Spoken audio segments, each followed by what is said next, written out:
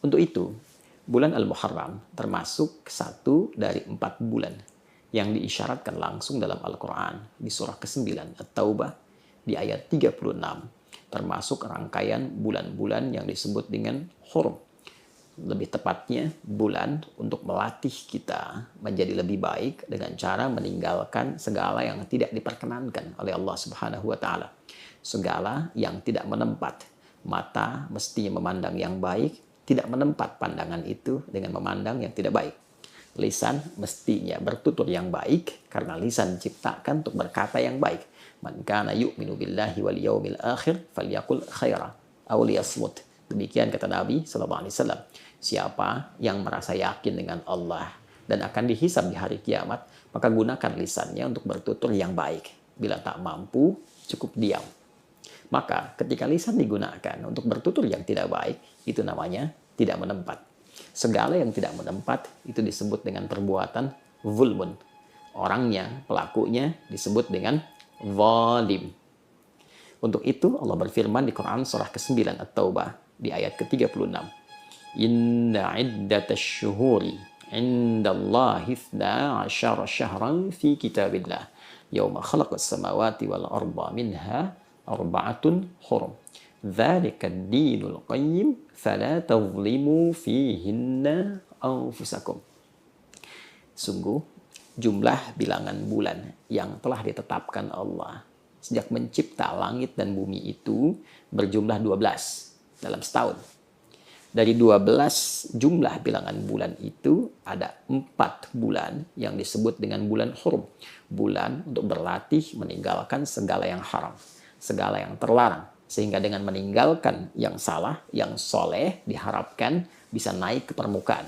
Sehingga berwujud segala bentuk sifat mulia dan akhlak yang terpuji. 4 bulan ini diisyaratkan oleh Nabi dalam hadis yang sahih ketika beliau bersabda sallallahu alaihi wasallam, "Thalatha mutawaliyat." 3 berurutan. Dzulqa'dah, Dzulhijjah, kemudian Al-Muharram. Dzulqa'dah bulan ke-11, Dzulhijjah bulan ke-12, Al-Muharram bulan yang pertama yang sekarang kita berada di dalamnya. Dan yang keempat, Rajabun Mudhar, ma baina Jumada wa Sya'ban, serta bulan ke-7 yaitu Rajab yang diagungkan suku Mudhar, terletak antara bulan Jumada yang ke-6 dan bulan Sya'ban yang ke-8. Bulan Al-Muharram ini diisyaratkan oleh Nabi termasuk bulan hurum.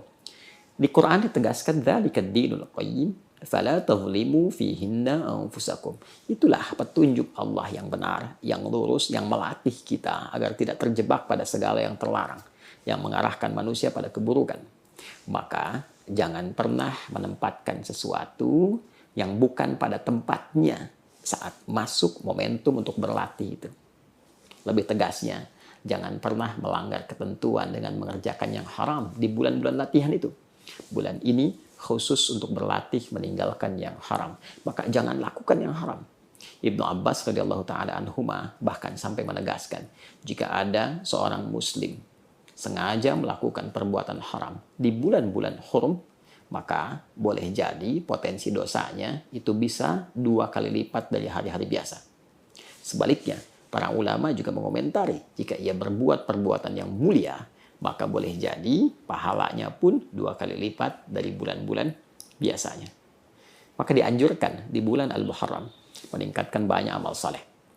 Bisa dengan meningkatkan salat, meningkatkan infak, meningkatkan doa, meningkatkan interaksi dengan Al-Quran, dan bila mampu mengumpulkan itu semua, maka kerjakan satu amalan yang berpotensi mengumpulkan keseluruhannya, yaitu puasa.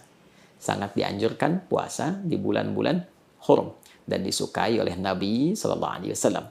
Karena itu boleh silahkan perbanyak puasa di bulan Al-Muharram ini. Perbanyak artinya boleh setiap hari. Boleh mengambil yang belum terbiasa sehari, bagi yang tidak pernah puasa di luar Ramadan mungkin jadi banyak. 2 hari, 3 hari, 4 hari, semampu yang bisa kita kerjakan.